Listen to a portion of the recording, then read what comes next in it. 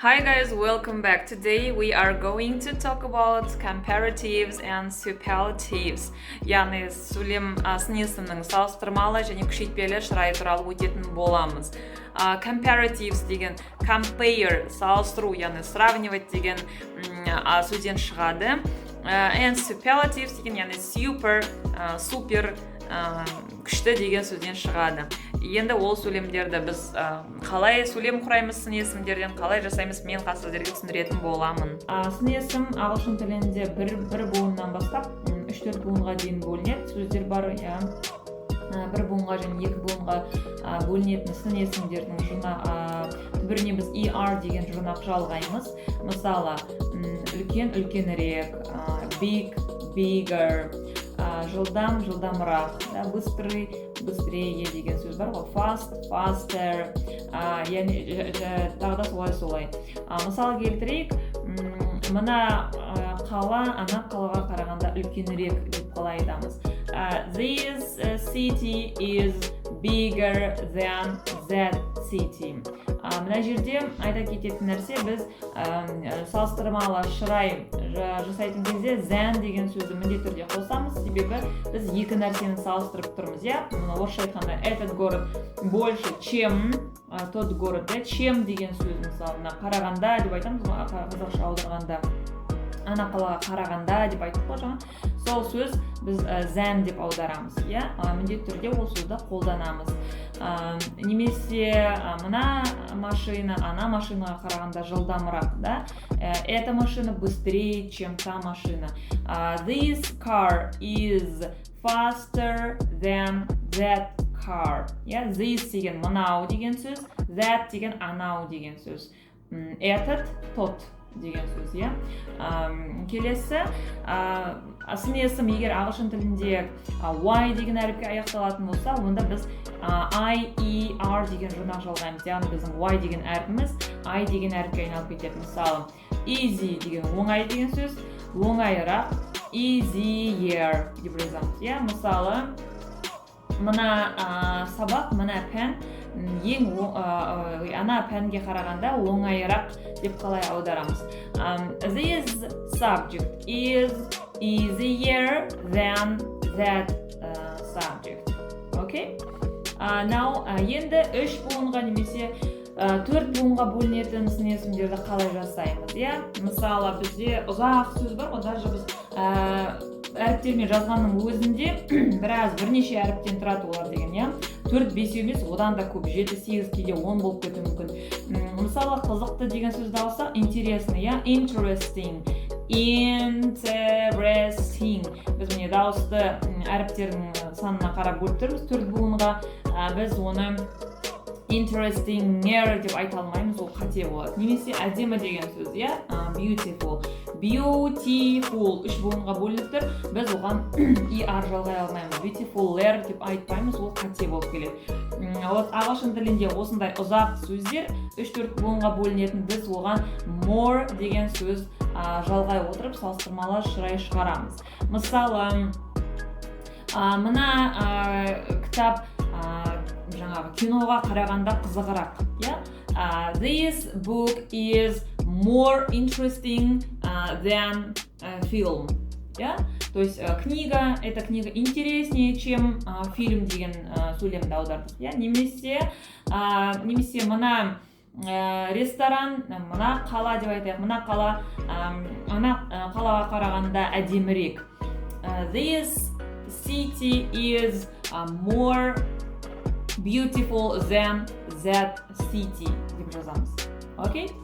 Енді келесі, бізде ағылшын тілінде ережеге бағынбайтын сөздер болады.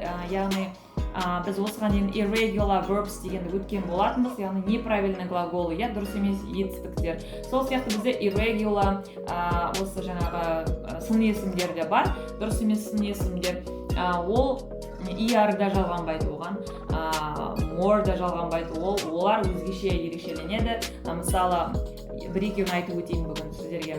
Жақсы деген сөзді алайық, good, жақсырақ деген сөз біз gooder деп айтпаймыз, ол better болады, better, И одан да жақсы, ең күшті деген сөз the best, мен сіздерге бірден 3 вариантын беріп кетемін. Және жаман деген сөз bad, better болмайды, ол bad, worse, the worst деп жазылады. Мысал келтіретін болсақ, мына ресторан, ана ресторанға қарағанда жақсырақ. This restaurant is better than that restaurant. Немесе машина велосипедке қарағанда жақсырақ. The car is better than bicycle. Немесе велосипед машинаға қарағанда жаманырақ. Енді хуже, велосипед хуже, чем машина деп айтатын болсақ, мен примерно айтып тұрмын сіздерге. The bicycle is worse than the car. Okay? I hope you understood. Сіздерге түсінікті деп ойлаймын. Енді келесі superlatives, күшейтпелі шырай, превосходная степень прилагательных. Оны қалай құраймыз? Оған жаңа бір немесе екі буынға бөлінетін сын есімдерге біз est деген сөзді жалғаймыз жинақ ретінде. Мысалы big, жаңағы үлкен, большой, biggest, самый большой, яғни ең үлкен деген сөз. Немесе жаңағы fast, жылдам, быстрый, fastest, самый быстрый, ең жылдам деген сөз. Енді мысал келтірейік. Мысалы Ferrari ең жылдам машина деп қалай айтамыз. Ferrari is the fastest car in the world. Мысалы. Енді сіз мына сөйлемде байқаған шығарсыз, мен fastest деген сөзге z деген артикль жалғап тұрмын. Себебі осы күшейтпелі шырайдың ережесі бойынша біз z деген артикльді жалғауымыз керек міндетті түрде. Және мысалы мына қала ең үлкен қала әлемдегі. This is the biggest city in the world. Okay? Енді 3 немесе 4 буынға бөлінетін сын есімдерді қалай құраймыз? Енді жаңағыдай олар interestingest деп айтпаймыз. Ол the most деген сөз жалғану арқылы жасалады. Мысалы, this is the most interesting film in my life.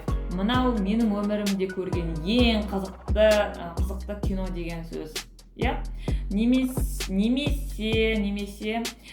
this is the most beautiful country in the world.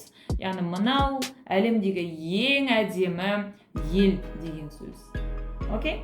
Енді жаңағы what about the words irregular, words like bad and good, яғни жаңағы дұрыс емес сөздерді қалай қарастырамыз? Good және bad деген. Оны мен сіздерге жаңа айтып кеттім. Үшінші бөлігінде тұрған сөзді аламыз. Яғни good, better, the best дегендегі the best ол күшейтпелі шырай. Bad words, the worst дегендегі the worst күшейтпелі шырайға жатады. Мысал келтірейік. Мына кітап ең күшті кітап деген сөз мысалы. This is the best book in my life. Это получается, это самая лучшая книга в моей жизни. Немесе this is the worst holiday in my life. Мына мереке менің өмірімдегі ең жаман мереке деген сөз. Яғни кейде енді ондай сөйлемдерді біз кинолардан көріп жатамыз, айтылып жатады ондай сөйлемдер. Немесе қалай айтуға болады? Мысалы, мына ресторан менің өмірімдегі ең жаман ресторан деген сөз. This is the worst restaurant in my life. Okay, I hope you understood this theme. Мына негізі былай қарағанда оңай сияқты болып көрінеді, бірақ сөйлемде в речи, яғни сөйлесіп жатқан кезде кейбірде қате жіберіп жатады көп адамдар. Сондықтан қате жібермеу үшін, естеріңізде қалу үшін осы айтылған сөйлемдерді дәптерлеріңізге немесе блокнотқа жазып отырсаңыздар естеріңізде күшті қалатын болады. Және видеоны керек жерінде паузаға қойып менен кейін қайталап отырсаңыздар да естеріңізде қалатын болады. Соңына дейін қарағандарыңызға рахмет. Менің каналыма тіркеліп, лайк басып, комментарий жазуды ұмытпаңыздар.